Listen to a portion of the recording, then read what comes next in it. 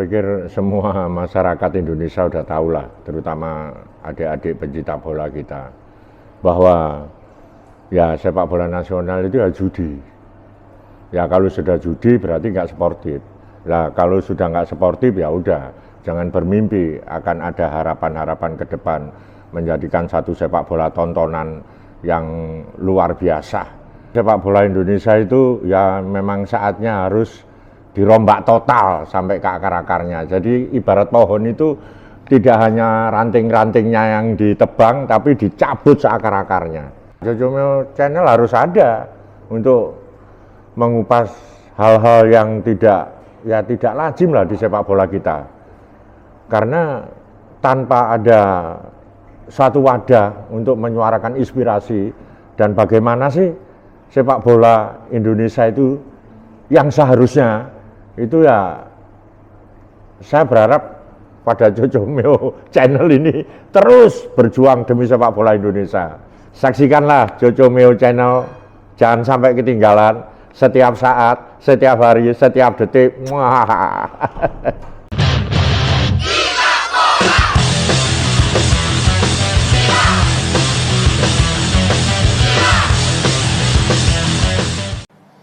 Bravo Jojo Meo Channel.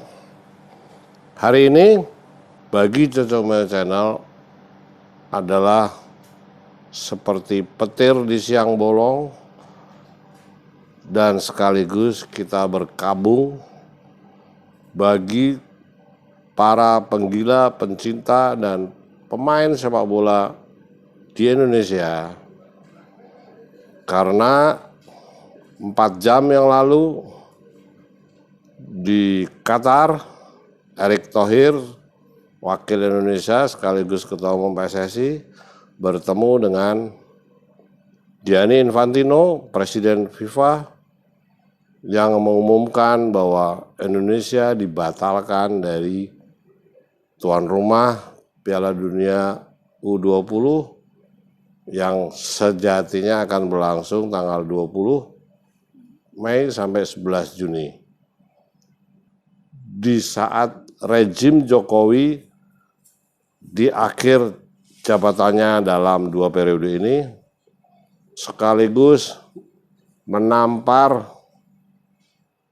putra-putri terbaik, mimpi-mimpinya seperti dibenamkan dalam lumpur, bahwa sepak bola mimpinya anak-anak Indonesia dari Sabang sampai Merauke ternyata hanya diputuskan dalam alasan yang sangat terkait dengan peristiwa Kanjuruhan. Jojo Meo Channel teringat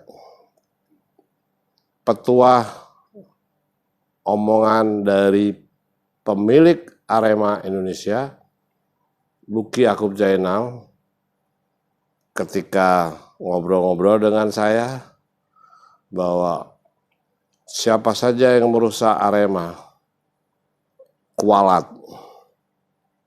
Petuah itu terngiang-ngiang kembali ketika hari ini sebetulnya FIFA membatalkan Indonesia menjadi tuan rumah karena ada peristiwa tragedi Kanjuruhan tanggal 1 Oktober tahun 2022 yang menewaskan 135 supporter pencinta sepak bola Arema. Keputusan-keputusan kontroversial, keputusan presiden yang sudah membentuk tim gabungan investigasi pencari fakta saling terkait, dan keputusan-keputusan yang benar-benar tidak memihak warga Malang dan sekitarnya. Jojo Meo Channel hari ini tidak mengupas soal Israel, tidak mengupas soal kaitan politik di Indonesia. Jojo Meo Channel hanya ingin membedah dari petuah-petuah yang pernah saya dengarkan langsung dari Lucky Yaakob Zainal, bahwa ini bisa jadi malapetaka bagi orang-orang yang mengganggu keberadaan Arema Indonesia. Versi Cocomeo Channel dan saya sebagai pribadi melihat dari sisi kejawen. Bisa bayangkan nggak, satu nyawa yang rohnya masih gentayangan, belum diputuskan oleh Sang Pencipta masuk neraka atau masuk surga, justru mengganggu stakeholder, mengganggu para pengambil keputusan di Republik ini, bahwa jika negeri ini tidak peduli dengan 135 nyawa dari sisi kemanusiaan, maka karma malapetaka itu akan terjadi. Dan hari ini, suka nggak suka, percaya tidak percaya, pro kontra, Cocomeo Channel melihat dari sisi itu, bahwa karma itu terjadi. Alam tidak diam. Roh-roh 135 pencipta sepak bola Arema itu protes, itu menggugat para pengambil keputusan di Republik ini, 100 juta lebih pencinta sepak bola dengan mimpi-mimpinya.